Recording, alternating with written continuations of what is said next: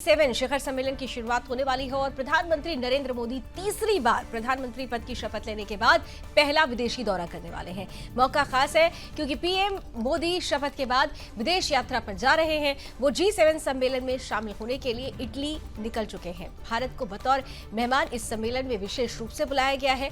3 दिन के लिए इटली जा रहे पीएम मोदी इटली की पीएम जॉर्जिया मेलोनी के साथ द्विपक्षीय वार्ता भी करेंगे और साथ ही इटली पहुंचे अमेरिका के राष्ट्रपति जो बाइडेन से भी पीएम मोदी की द्विपक्षीय वार्ता होने वाली है। यह सम्मेलन बेहद खास है, विशेष है क्योंकि इसमें दुनिया के कई खास मुद्दों पर बात होगी। G7 संगठन के सदस्य देशों की बात की जाए तो इसमें America, Britain, Canada, Germany, Italy, Japan और फ्रांस के साथ ही यूरोपीय यूनियन भी शामिल है। तो प्रधानमंत्री की बेहद खास विदेशी दौरा है ये। इस खबर का पक्ष क्या कहता है, आइए आपको बताएंगे Shivam Dutt Mehta.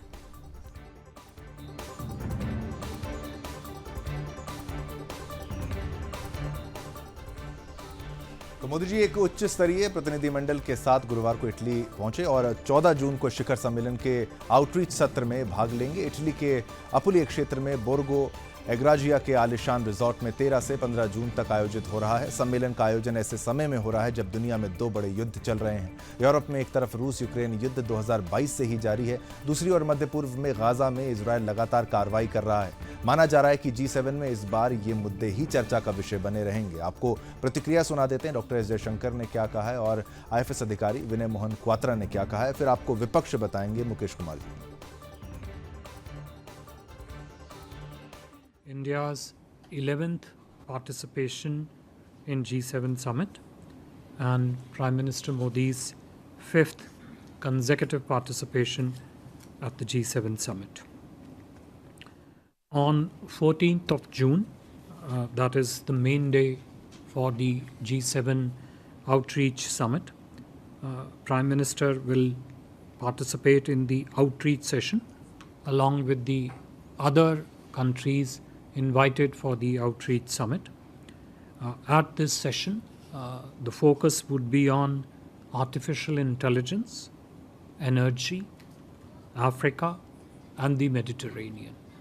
It will be a block agenda item where the G7 and the outreach countries would share their views and perspective.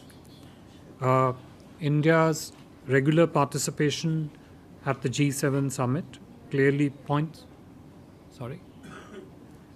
points to increasing recognition and contribution of the efforts that India has been consistently making in trying to resolve global challenges, including those of peace, security, development, and environment preservation. It is a very good question you have asked, and you can see that we began the day of swearing in with a neighborhood first affirmation कि हमारे जो पड़ोसी जो हैं सब लोग आए और प्रधानमंत्री खुद उनसे मिले परसों. Yesterday I had met individually called on all the visiting dignitaries, and I can tell you they are leaving with a sense that our neighboring relationships will be the first priority, will be the overriding priority of the Modi government, and that is that. तो तीसरी बार शपथ लेने के बाद प्रधानमंत्री मोदी पहली बार विदेश यात्रा पे हैं, इटली पहुंच रहे हैं, लेकिन प्रधानमंत्री मोदी के G सम्मेलन में शामिल होने की जानकारी विपक्ष और खालिस्तानियों को हजम नहीं हो रही है। प्रधानमंत्री मोदी के इटली जाने से पहले इटली में एक बड़ा कांड हुआ है। इटली में खालिस्तानी समर्थकों ने महात्मा गांधी की एक मूर्ति को तोड़ करके अपना संदेश देने की कोशिश की है। इस मूर्ति का उद्घाटन जो है प्रधानमंत्री मोदी के द्वारा ही किया जाना था। खालिस्तानियों ने मूर्ति को तोड़ा और उसके नीचे हरदीप सिंह निज्जर के स्लोगन भी लिख दिए। निज्जर कनाडा में रहने वाला खालिस्तानी था। वहीं विपक्ष से कांग्रेस नेता जयराम रमेश ने प्रधानमंत्री मोदी पर हमला बोला है। उनका कहा यही है कि मोदी जी इस साल के G7 शिखर सम्मेलन में अपनी कमजोर हुई अंतर्राष्ट्रीय छवि को बचाने के लिए इटली का दौरा कर रहे हैं। तो ये थी इस खबर का विपक्ष। अब दूसरी खबर लावनी।